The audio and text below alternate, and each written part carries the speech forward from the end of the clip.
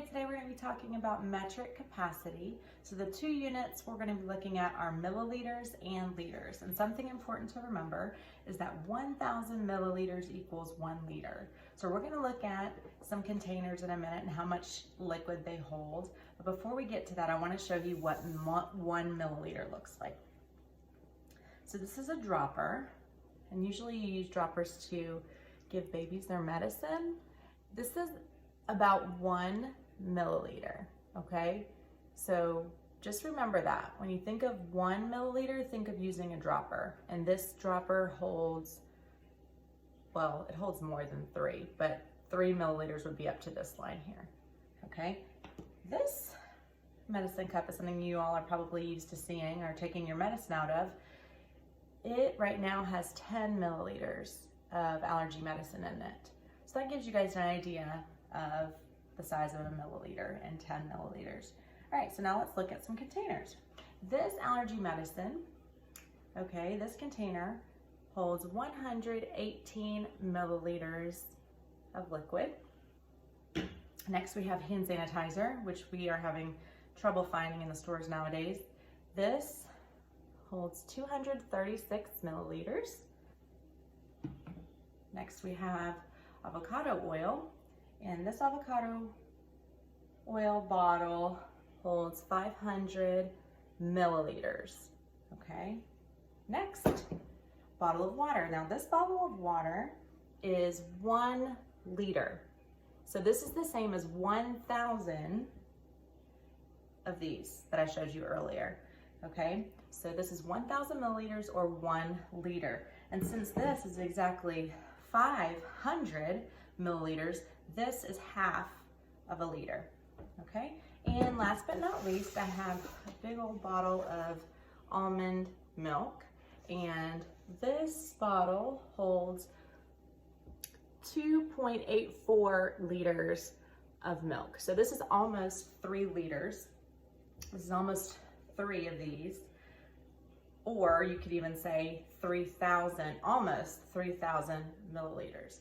So hopefully that helps you guys understand the different sizes when it comes to milliliters and liters. Now let's get started with some problems. Hey guys, okay, so let's get to some of these metric capacity problems. So remember, we're talking about milliliters and liters. There are 1,000 milliliters in 1 liter. So if we're looking at this first problem, 3 liters is equal to how many milliliters? So we're going from liters to milliliters, the bigger unit to the smaller unit. Remember, when we go from the bigger unit to the smaller unit, the number's getting bigger, so we're multiplying by 1,000. So 3 times 1,000 is 3,000. 3 liters is equal to 3,000 milliliters. Next, we have 4,000 milliliters is equal to how many liters? So now we're going from the smaller unit to the bigger unit, which means we're going to be dividing by 1,000. So 4,000 divided by 1,000 is 4. So 4 liters is equal to 4,000 milliliters. Next, we have a decimal. 2.5 liters is equal to how many milliliters? So we're going from the bigger unit to the smaller unit. We are multiplying by 1,000. So that means our decimal point is going to move 3 places to the right. So 2,500. 2,500 milliliters is equal to 2.5 liters. All right, we have one word problem down here on the bottom.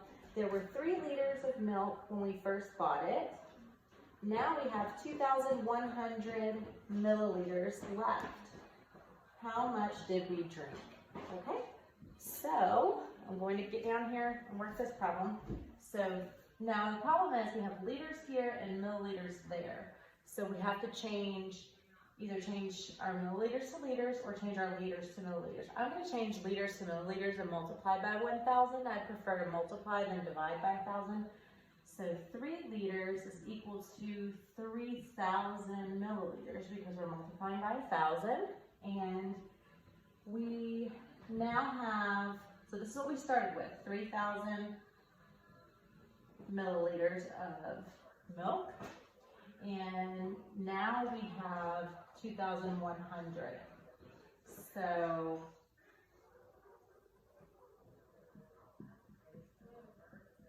that's my equation. So we started with 3,000 milliliters. We drank a certain amount and we were left with 2,100 milliliters. So we're going to subtract 3,000 minus 2,100, which equals 900 milliliters. Okay, and I can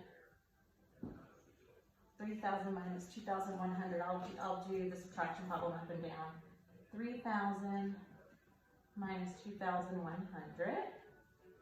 So we regroup and we end up with 900 milliliters. So we drank 900 milliliters of the milk of the 3,000 that we started with.